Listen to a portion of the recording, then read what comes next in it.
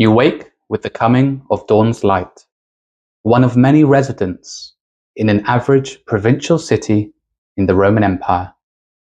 Welcome to English with Ideas.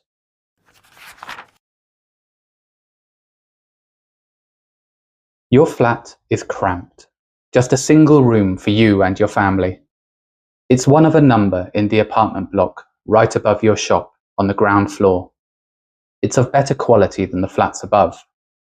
They are constructed of cheaper materials and are more at risk of fire or collapse. The higher up you live, the greater the risk. Still, no amenities, no running water, no kitchen, and no toilet. Well, you have a bucket. For you, this is a place to sleep, little more. The majority of your life is spent out and about. You stretch and smile. You give thanks that you did not decide to open a tavern or an eatery. They would be especially busy today. For today is Games Day in your city. You feel a thrill of excitement. You can afford not to work today, and the promise of spectacle lifts you out of your bed.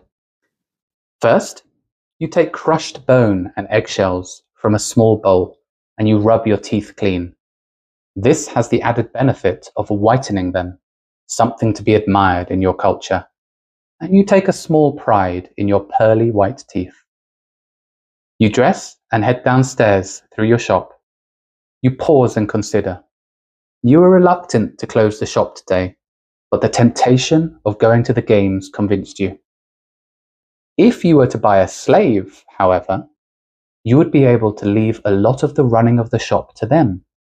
Not to mention, it would mean a reduction in your daily chores, like hauling water from the public fountain, which is free for everyone, or emptying that bucket.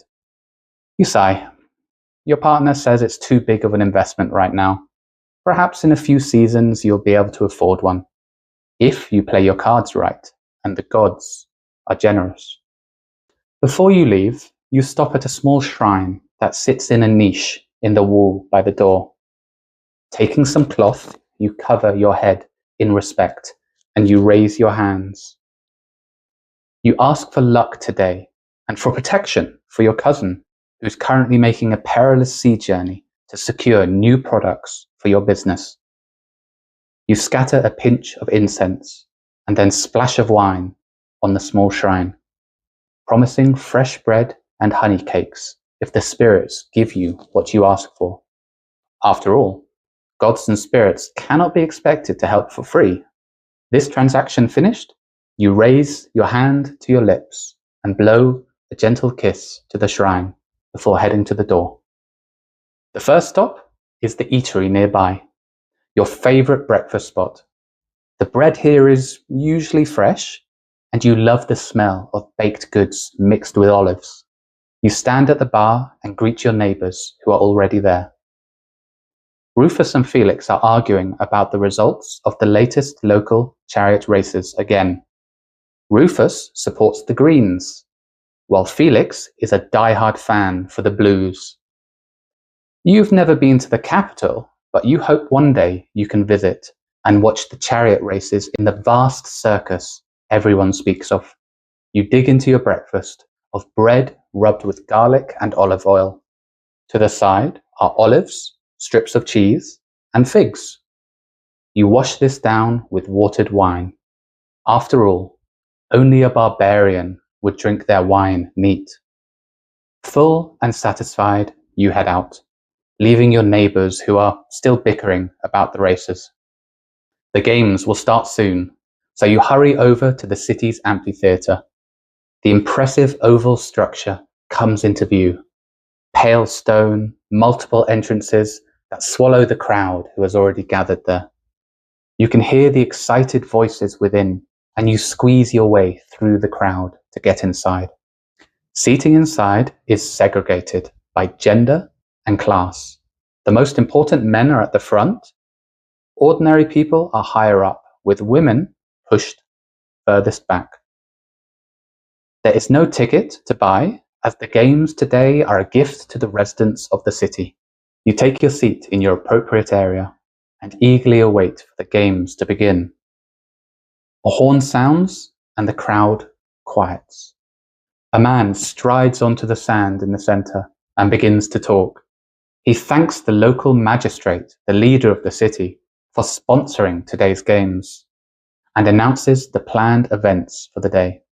You feel your excitement growing as he speaks. This is going to be something really special, far above the normality of your daily life. Musicians lead a procession onto the sand. Pipes and horns play, attendants carrying images of the gods and the emperor. The magistrate funding the games and his family are there too. Their wealth and power is on full display. You cheer loudly with the rest of them. This magistrate has paid for the entire day out of his own pocket. Games like these are how the rich and ambitious win the goodwill of the people and raise their standing in the city. A generous magistrate is a popular one, and a popular one goes far. This seems to be working, as he certainly has your support. Priests come in next. They stand before an altar. They pour wine and sacrifice an animal. Today, it's a fine bull, another expression of this magistrate's wealth. The crowd is quieter during this part, showing respect to the gods who could have such great and terrible power over mortals like you. Now the ceremony is over and the games can truly begin. This is the end of part 1 of a day in your life in the Roman Empire. And now, it's your turn. How do you think spending most of your life outside of your home changes community life and how people live together? Why do you think slavery was considered such a normal and natural part of daily life? Many in the ancient world treated their offerings to the gods as a transaction. How is this different or similar to modern religions, modern religious practices, or superstitions? In what ways do the modern elite use entertainment and public gifts to increase their influence? If you like this video, feel free to subscribe to my channel or click the link in the description to find the written article and the list of vocabulary. I'm Joe Tuckwell. See you next time.